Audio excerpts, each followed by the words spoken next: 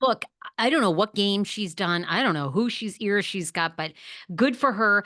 I love it. And this now we're getting like a Palm Beach show too. I want you to talk about that. But I'm just gonna say, Mr. Yontif, normally your crystal ball is right, but I thought, aren't you the one that said, "Oh, they're going younger. They want younger, younger."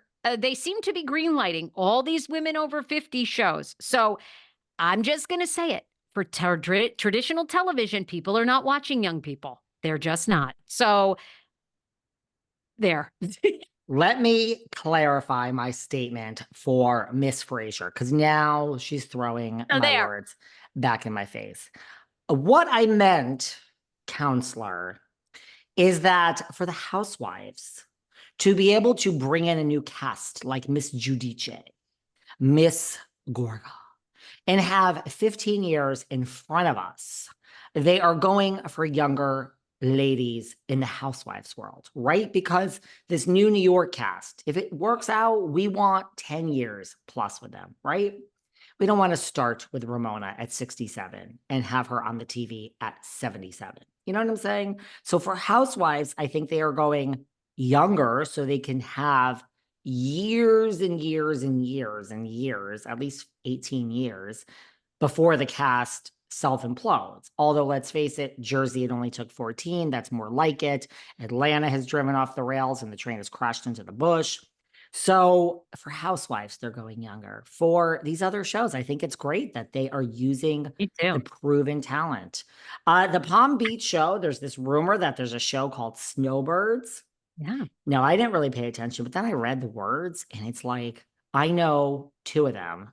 First of all, one of them, Anna Rothschild, has been on this very podcast, Behind the Velvet Rope. So we need to reissue our chat with Anna Rothschild. I slept at Anna Rothschild during COVID. When I fled the city, I went to Greenwich, Connecticut and stayed with Anna. So I know Anna really well. Look, Anna's really actually good to me. She's PR on the city. When she has events, she always invites me, puts me on the list if it has to do with housewives. I had many a drunken night with her at Biblical K and the Regency. So I know Anna like really well. Shocked that her name was one of them. Cindy Geyer, whose name is one of them, was on my season of Millionaire Matchmaker. Wait, is So Anna Rothschild's the no, she's not the journalist, is she? No. no, Okay. PR. Okay. Anna Rothschild's PR. And she, who she's really good friends with is Tom. Very good friends with Tom. She's the one who it went viral in Daily Mail that she had a canary. Was that the canary yellow ring? She had a huge ring from Tom right after Luann, and people thought that she was engaged to Tom or she was engaged. I don't know. The I think I she was see engaged her. to Tom, Okay. but she's friends with Tom. Like I have met Tom at the Regency through her. She's also friends with Harry. The rumor is Harry Dubin is going to be in the show, making appearances. And Cindy Geyer was on my season 4 of Millionaire Matchmaker. So Cindy, who I also know, although not as good as Anna, was on season 4 with David Yontef and Leah McSweeney of Millionaire Matchmaker. So go find Cindy. This is like an organic group. This group, for the most part, truly knows each other, like Anna and Cindy and Harry. They all know each other. It's from the boys at Pop. Pop is responsible for Real Housewives of Miami. Okay. Anna Kinko says, I'm sorry, I got to blow up your game. Anna is so shady. She said, sorry, girl, we're doing a podcast together called Bravo Bench. I'm allowed to spill your tea now. She said, oh, I wonder if they're going to give Pop a consolation prize because Miami is in the graveyard. She doesn't mean that. We don't know if it's not coming back, but kind of funny that Anna said that. But it is from the boys. Sorry, Anna. It is from the boys at Pop who do Real Housewives of Miami. They are putting together just the sizzle reel called Snowbirds. Look, I've said it before. I would be in Palm Beach all winter if it wasn't for LA. Like, I love Palm Beach. Does this whole group of people go from New York City to Palm Beach in the winter? Yes, they really do. They're here in the Hamptons in the summer, and then they go right to Palm Beach. All of them. Ramona's there too. So Harry's really friends with them. He'll make an appearance. Yeah, Tom will probably make an appearance if it's Bravo. Sure, Tom D'Agostino. And Anna and all of these people are friends. I think it's great. There is a lot of stuff in the media about what about Tinsley?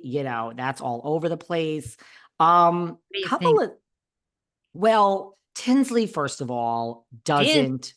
Well, yes, the Tins is an icon. I love the Tins. Start breaking down all these miserable people like Sonia, and like Tins has been nothing but nice to me when I've seen her. The Tins is also, she's that stereotypical, nice waspy girl. She likes to have a little vodka, you know what I'm saying? So when I Yeah. see the Tins out, she's a little wobbly, but I'm a little wobbly at night as well. She doesn't want to be on TV ever again. And B, she's happy with this guy and I don't think they're even in Palm Beach. I don't think she's really in that scene anymore. They live in But Georgia because he's an iron executive, honey. correct. So, look, love and family will last much longer than a reality TV gig. I know some of the people on the cast. I think they are certainly characters, but also women and men of a certain age. They are 50s. So, I think here we go with that same model, and it could work. I think it's like a great show, and I will reissue my chat with Anna Rothschild because she's Look, one. Harry Dubin, like I'm all for this one. I'm all for this one. I love a Harry Dubin moment. I love it. I'm here for the older women. I'm gonna be in that category. And I think it's fabulous. And I love that these women over 50, and I say it all the time, but cheers to Bravo for making women of all ages relevant and everything else. Make of because you just had her on Von Teese. What do Reality you Von make Tease. of Reality Von Teese? What is it? Monica Garcia was like at some event. She gets on the microphone and she says, "Guys, I was just asked by the Bravo production companies to film this season, this latest season that has been filmed with Salt Lake City, but the women protested and they said, her or them, guys." And it sounds like then the production went with like the Yeah. the women. Do you think this is true? I mean, I saw a lot of bloggers in the Bravo world jump on this and be like, "Bitch, production controls everything. If they wanted you on, you're on and buy to these other women." Do you think that's true, or do you think they could have some pull? And then her and Lisa Barlow apparently went back and forth on Twitter. Well, not apparently, they did. They had a huge fight. And then she did follow up to say that they've been doing a several-month investigation, all the ladies against her, that Meredith dropped out, that Whitney dropped out, that those are good girls. And the others are just sick and they try to ruin her life. And then she tried to cry. Look, did I love having Monica on this podcast? Yes. Is her publicist wonderful? Yes. She's starting her own podcast, which is what this party was for. No, she's starting her own podcast, which I feel I've already spoken about this, I think, in like one of my solo shows last week. I feel the same about her solo podcast with her best friend as I do about Rachel Levis's. Like, there has to be a plan. We can't just talk about Jen Shaw and all that forever. Like, we have to move forward. Um, am I talking nonstop about being on Millionaire Matchmaker season 4, episode Brooklyn versus Botox and Patty Stanger? Is that what I talk about 24/7? No.